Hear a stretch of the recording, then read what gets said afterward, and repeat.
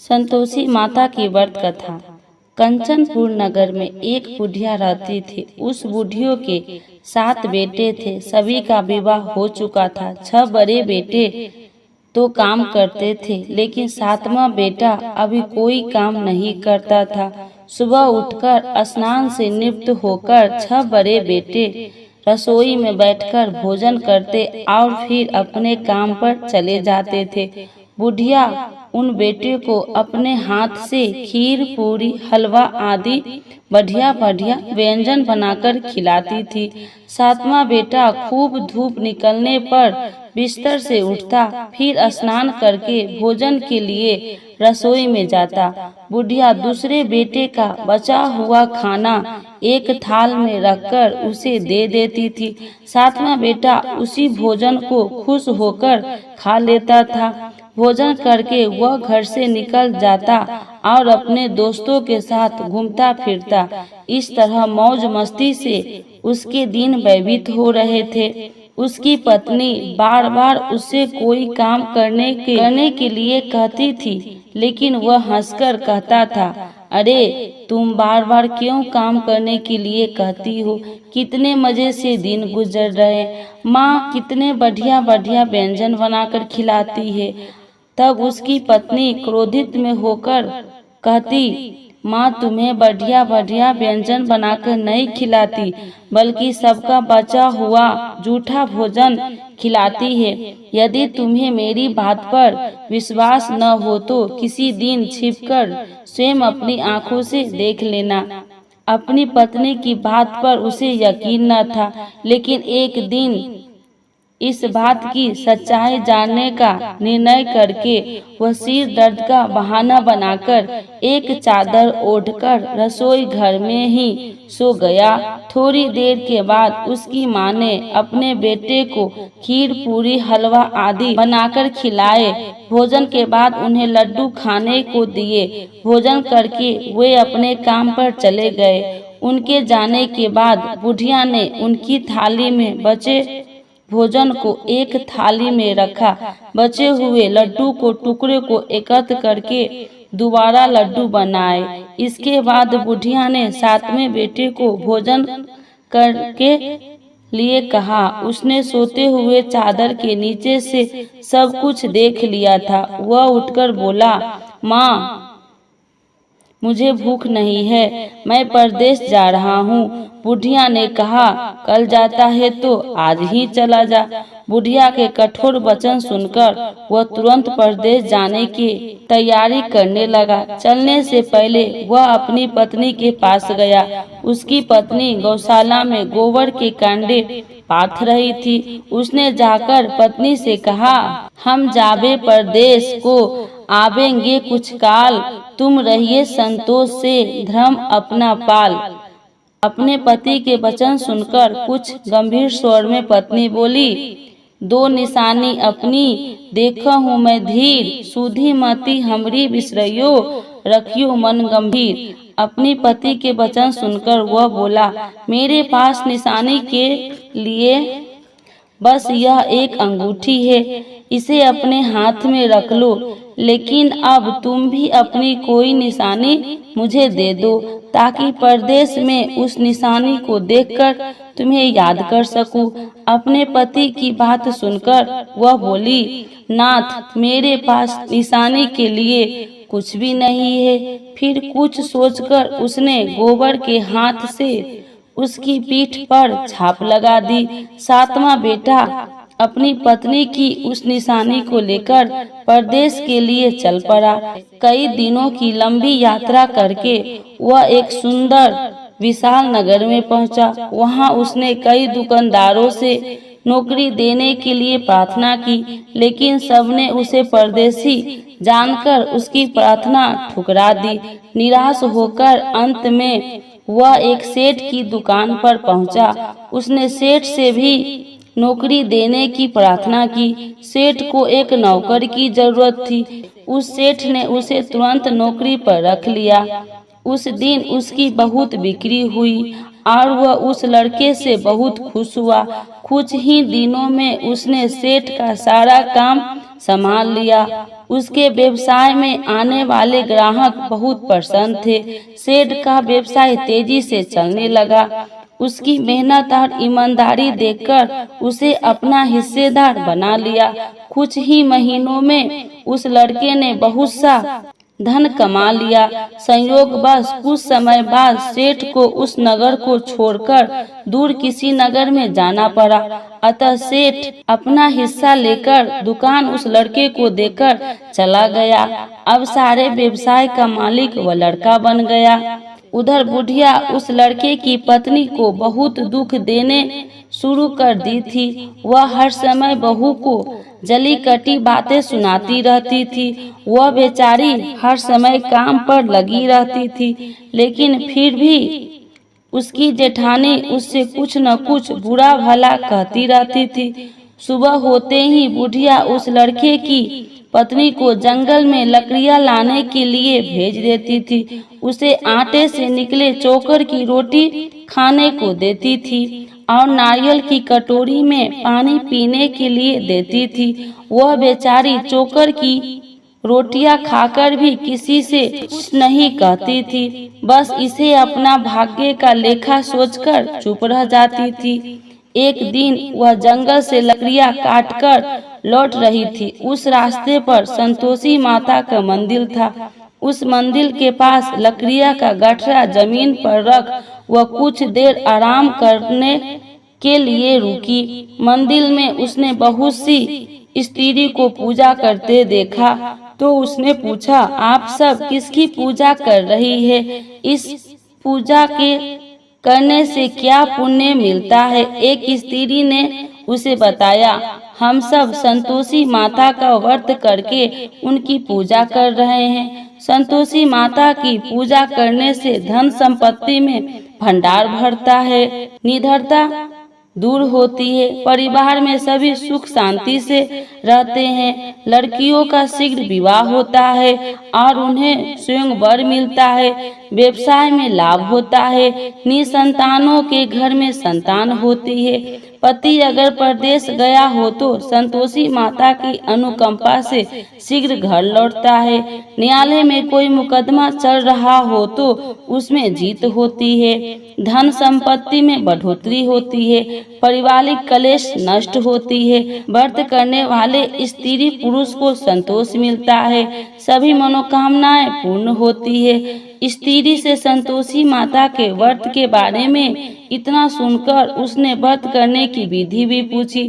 तब एक बूढ़ी स्त्री ने उसे बताया, संतोषी माता के व्रत करने के गुड़ और चने का प्रसाद बांटकर स्वयं भी प्रसाद ग्रहण करना, कभी नहीं भूलना। संतोषी माता गुड़ और चने से की गई पूजा से प्रसन्न होती है। संतोषी माता का व्रत शुक्रवार को ही किया जाता है।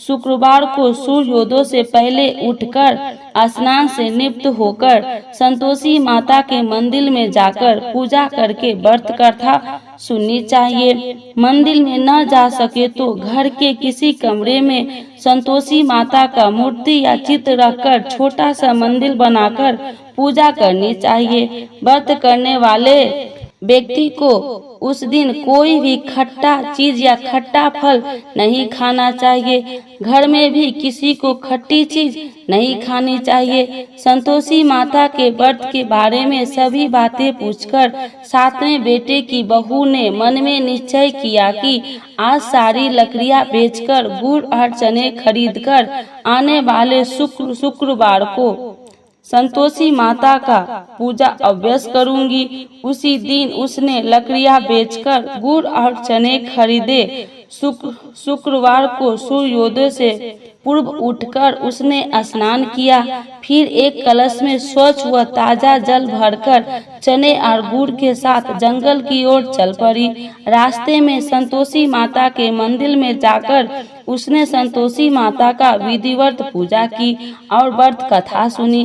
फिर संतोषी माता के चरणों में सिर रखकर प्रार्थना की, हे माता, मेरे कष्ट दूर करो, मैं हमेशा तुम्हारी पूजा करूंगी। मेरा पति परदेश से सकुशल लौट आए। संतोषी माता का स्मरण करते हुए उसने आसपास वाले को गुड़ और चने का प्रसाद बांटकर थोड़ा सा प्रसाद स्वयं भी ग्रहण किया। इस प्रकार सातवें बेटे की बहू ने हर शुक्रवार को संतोषी माता का विधिवत व्रत करना आरंभ कर दिया। दूसरे शुक्रवार को उसने व्रत किया तो उसके पास पति का पत्र आ गया। तीसरे शुक्रवार को पति का भेजा हुआ रुपया आ गया। इस पर घर के लोग उससे ईर्ष्या करने लगे। जेठानियां ताने देने लगी, अरे अब तो पति का पत्र आने लगा है, रुपया भी आने लगा है। घर के बच्चे भी बार बार कहने लगी, अब तो चाची के पास रुपया आने लगा है। अब वह किसी से सीधे मुंह बात भी नहीं करेगी। वह बेचारी सबके ताने सुनकर चुप रह जाती थी। वह हर शुक्रवार को संतोषी माता के मंदिर में व्रत करने और कथा सुनने के बाद उनके चरणों में सिर रखकर प्रार्थना करती थी, हे माता, मैंने आपसे धन नहीं मांगा था, मैंने तो अपने पति के स्वकुशल लौटने की प्रार्थना की थी। एक दिन उसकी प्रार्थना सुनकर संतोषी माता ने प्रसन्न होकर कहा, जा बेटी, तेरी मनोकामना पूरी होगी, तेरा पति शीघ्र घर लौटेगा। वह बेचारी संतोषी माता के वचन सुनकर खुशी खुशी घर लौटी। उधर सातवां बेटे दुकानदार इतना व्यस्त हो चुका था कि उसे पत्नी और घर की कोई स्मरण नहीं था।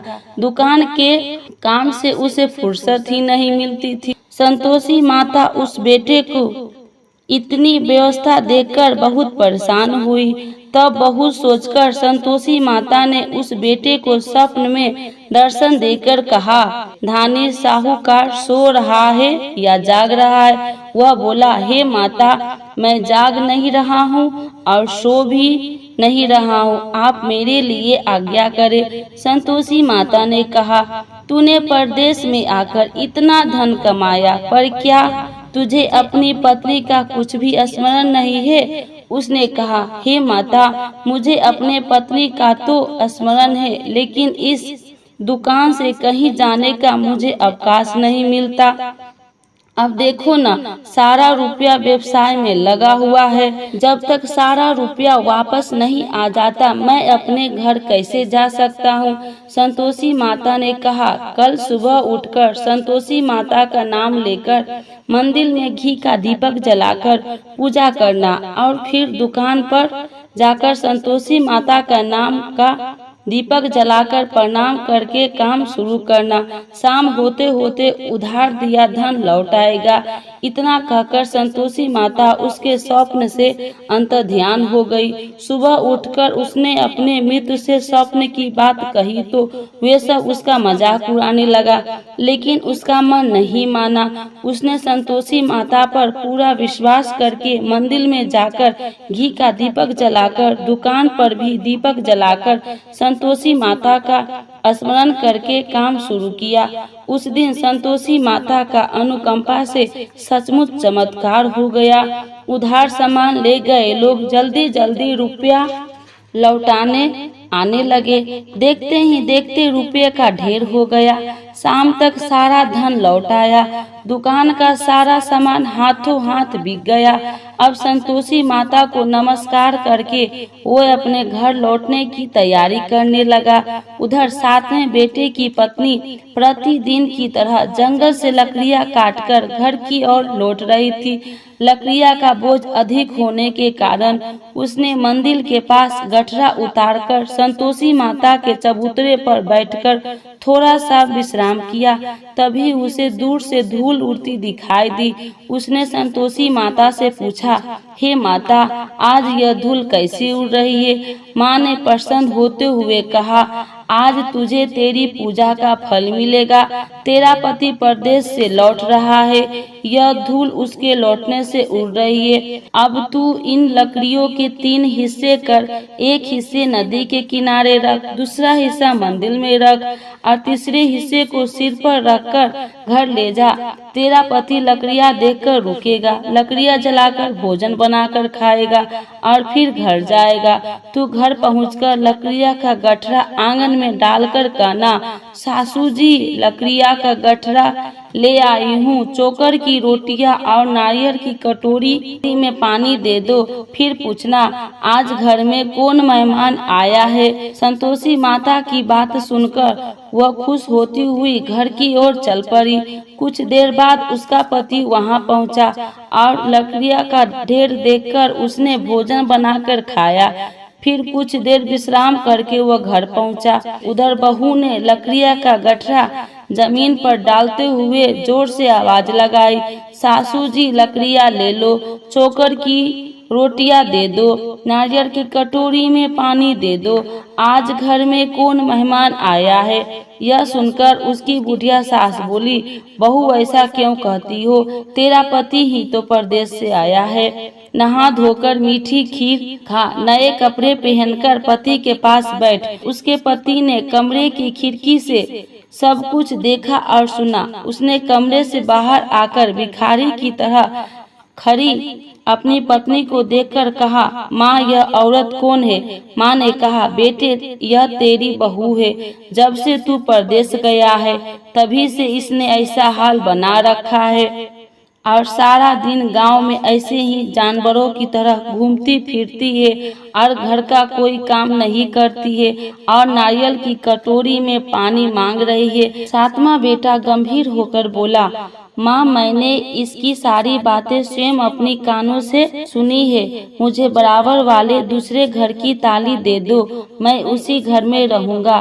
बुढ़िया माँ ने उस बेटे को दूसरे घर की ताली दे दी। वह अपनी पत्नी के साथ उस घर में आनंद से रहने लगा। उसके पास धन की कोई कमी नहीं थी, घर को महल जैसा सुंदर बना लिया। अगले शुक्रवार को उसकी पत्नी ने कहा, प्राणनाथ मैं संतोषी माता का व्रत करती हूँ, संतोषी माता की अनुकंपा से ही मेरे सब काम पूरे हुए हैं, अब मैं व्रत का उद्यापन करनी चाहती हूँ। पति ने कहा, अभ्यास करो, मैं उद्यापन के लिए सब सामान एकत्र करता हूँ।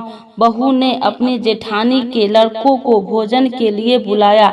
सभी जेठानियां उसकी धन और संपत्ति और वैभव से ईर्ष्या करने लगी थी। जेठानियां ने अपने बच्चे को सिखा दिया कि तुम भोजन के समय खट्टी चीजें मांगना। वे नहीं चाहती थी कि उसका उद्यापन पूरा हो। संतोषी माता की पूजा के बाद जब बच्चे को भोजन के लिए कहा गया तो सब खटाई मांगने लगा। बहू ने कहा, खटाई किसी को नहीं मिलेगा।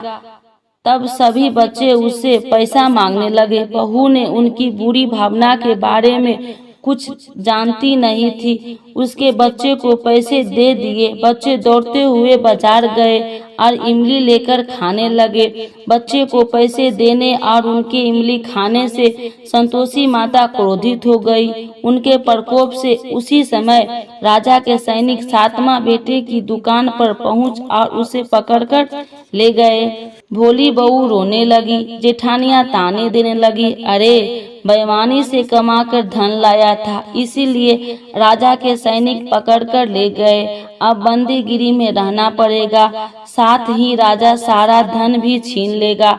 सातवें बेटे की बहू रोती हुई संतोषी माता के मंदिर गई और उनके चरणों में सिर रखकर प्रार्थना करने लगी, हे संतोषी माता, मुझसे कौन सी भूल हुई, आपने किस अपराध की इतनी बड़ी सजा दी है। संतोषी माता ने तुरंत प्रकट होकर कहा, बेटी तूने उद्यापन में बच्चे को पैसे देकर बहुत बड़ी भूल की है। उन पैसों से बच्चों ने खटाई खाकर तेरे व्रत को नष्ट किया है।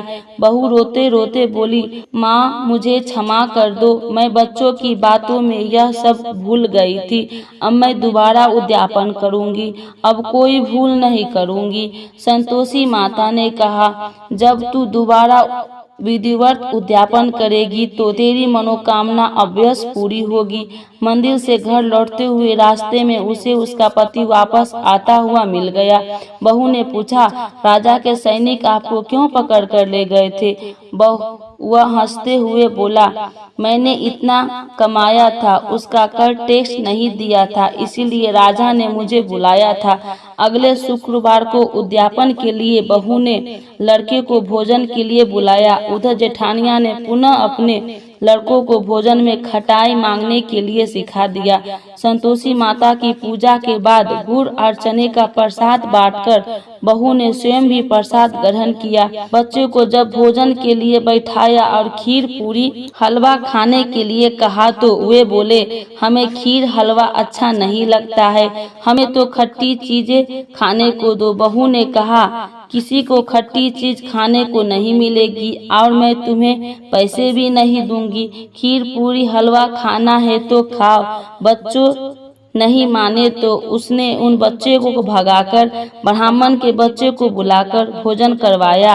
दक्षिणा में उन बच्चे को मीठे फल खाने के दिए। उसके उद्यापन से संतोषी माता बहुत प्रसन्न हुई। उनकी अनुकंपा से बहुत शीघ्र ही गर्भवती हुई। 10वें महीने उसने एक सुंदर पुत्र को जन्म दिया। बहू प्रतिदिन उस बेटे को लेकर संतोषी माता के मंदिर में जाने लगी। कुछ ही दिनों के बाद संतोषी माता ने सोचा, मैंने इसे जीवन के सभी सुख दिए हैं, अब इसकी परीक्षा लेकर देखती हूँ। यह सोचकर संतोषी माता एक बुढ़िया का रूप धारण किया और लाठी टेकती हुई बहू के घर पहुंची। बुढ़िया के सारे शरीर पर मक्खियां भिनभिना रही थी। उसे देख सारी मुंह सिकुड़ाने लगते थे। बुढ़िया ने जाकर दरवाजा खटखटाया तो बहू की सास ने दरवाजा खोला और उसे देखते ही जोर से चिल्लाई, अरे लड़को, इस गंदी बुढ़िया को भगाओ, मुझे तो ये कोई चुड़ैल नजर आती है, इसे भगाओ नहीं तो किसी को खा जाएगी। लड़के उठकर भागे और उन्होंने अपने घर के दरवाजे और खिड़कियां बंद करने लगी। छोटी बहू बराबर वाले घर की खिड़की से उस बुढ़िया को देख रही थी। उसने जल्दी से दरवाजा खोला और बुढ़िया के पांव छूकर अपने घर में ले आई। सास ने उसे रोका तो बहू बोली, आज तो बहुत खुशी का दिन है, मेरी संतोषी माता मेरे घर आई है। छोटी बहू का बेटा दूध पीने के लिए रो रहा था। बहू ने उसे दूध भी नहीं पिलाया और संतोषी माता की सेवा में व्यस्त हो गई। बुढ़िया के सास क्रोध में बहू को बुरा भला कहने लगी। बहू बोली, सासू माँ, आज मेरी संतोषी माता मेरे घर आई है, इनकी व्रत करने से मेरे घर में इतनी खुशियाँ छाई है। इतना सुनते ही उस बुढ़िया के पास दौड़ते हुए आए और उनके पांव छूकर क्षमा मांगते हुए बोले, माँ हमें क्षमा कर दो, हमने आपको पहचानने में बहुत भूल की, हमें आपके व्रत की विधि नहीं जानते हैं। हे माता, अब हम भी आपका व्रत किया करेंगे। उन लोगों की प्रार्थना सुनकर बुढ़िया का रूप धारण किए संतोषी माता प्रसन्न हुई और उन्होंने संतोषी माता के व्रत की विधि भी बताई। बुढ़िया से व्रत की विधि जानकर संतोषी माता के व्रत करने से उनकी सभी मनोकामनाएं भी पूरी हुई। उनके घर में धन की वर्षा होने लगी। बुढ़िया के 7वां बेटा का व्यवसाय खूब तेजी से चलने लगा। धन संपत्ति के भंडार भरने लगा। संतोषी माता का व्रत करने और व्रत कथा सुनकर गुड़ और चने का प्रसाद खाने वाले को सभी मनोकामनाएं संतोषी माता पूरी करती है। व्यवसाय में दिन दोगुनी रात चौगुनी तरक्की होती है। निसंतान स्त्री को पुत्र की प्राप्ति होती है और संतोषी माता का विधिवत करने वाले कुमारी कन्याओं को मनचाहा सुंदर और स्वयं वर मिलता है। बोलो संतोषी माता की जय।